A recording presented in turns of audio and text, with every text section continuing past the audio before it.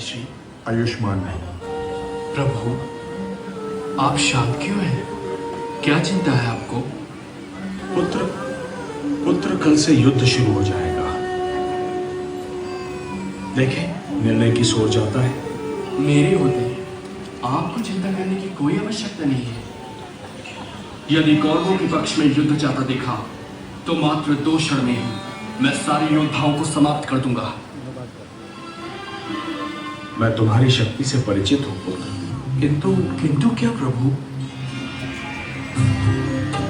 पुत्र, आज शुक्ल फाल्गुन द्वादशी है। आज की महिमा दुगनी हो जाती है। युद्ध से पूर्व चंडी एक बलि चाहती है और बलि उसी की चढ़ाई जाएगी जो अतुलित बलशाली होगा। इसमें चिंता किस बात की है प्रभु? चिंता इस बात की है वत्स कि इस पृथ्वी पर 3 ही ऐसे वीर हैं जिनकी बलि स्वीकार होगी। मैं, तुम या अर्जुन। नारायण नारायण। केशव, इस बलि के लिए मैं अपने आप को प्रस्तुत करता हूं केशव, अपने आप। तुम ये नहीं कर सकते पार्थ। ये धर्म युद्ध है। यदि एक भी पांडव कम हो जाएगा तो ये युद्ध धर्म युद्ध नहीं कहलाएगा।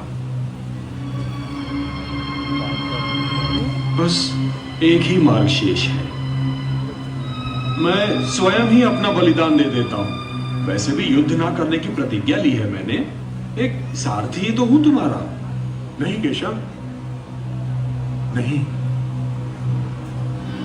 प्रभु, आप मेरे गुरु हैं, श्रेष्ठ हैं, सभी तरह से ज्येष्ठ हैं मेरे।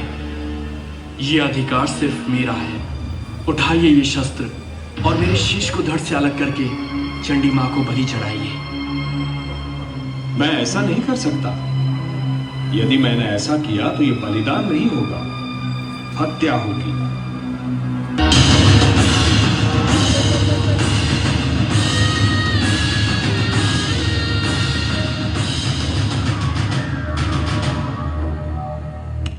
भगवान श्री कृष्ण ने महाबली बर्बरिक से ये शीशदान किस कारण मांगा, मैं बताती हूँ।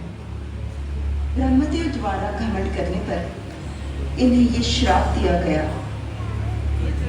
कि अगले जन्म में जब पृथ्वी पर धर्म की रक्षा के लिए युद्ध होगा तब श्री कृष्ण के द्वारा इन्हें मोक्ष प्राप्त होगा और वे ही इनकी मृत्यु का कारण बनेंगे।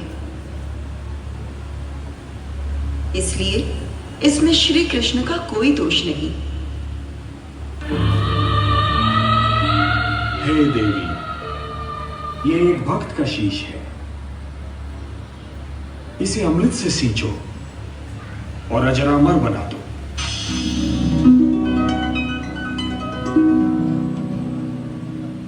प्रणाम प्रभु।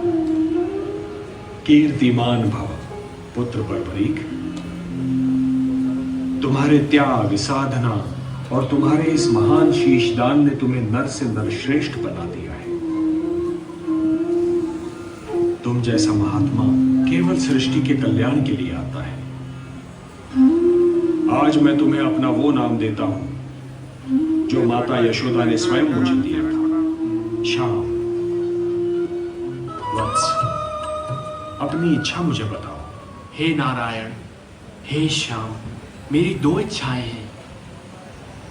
प्रथम इच्छा, मेरी देह को आपके हाथ से अग्नि मिले, और मेरी दूसरी इच्छा, मैं महाभारत का युद्ध देखने आया था, मैं वो देखना चाहता हूं। तुम्हारी दोनों इच्छाएं पूर्ण होंगी वत्स। तुम्हारे इस शीश का कभी अंत नहीं होगा।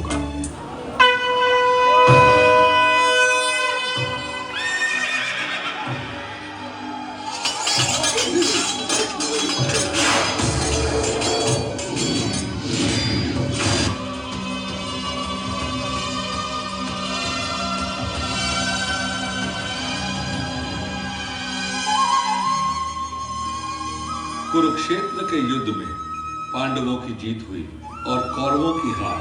चारों ओर से पांडवों की जय जयकार सुनाई दे रही थी। पांचों पांडव इस युद्ध का श्रेय स्वयं ही ले रहे थे। प्रणाम प्रभु। हे शीशदानी, तुम्हारे ये पांचों पितामह इस बात पर विवाद कर रहे हैं पुत्र कि इस युद्ध में विजय किसके कारण प्राप्त हुई। इस युद्ध का नायक, इस युद्ध के एक ही महानायक हैं, मेरे गुरुदेव श्री कृष्ण। मुझे तो पूरे युद्ध में गुरुदेव श्री कृष्ण और उनके सुदर्शन चक्र के सिवा और कुछ नहीं दिखाई दिया।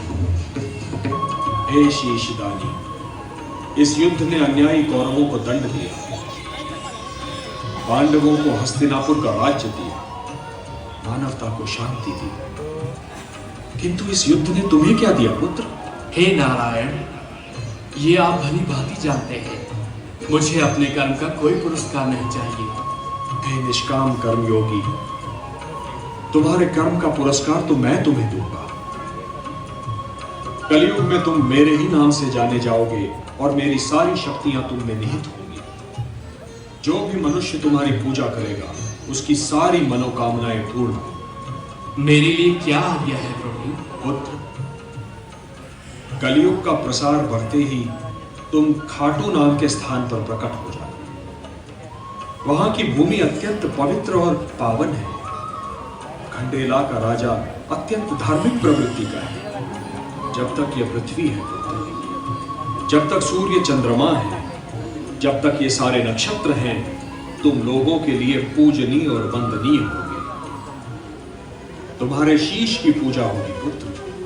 तुम श्याम नाम से जाने जाओ।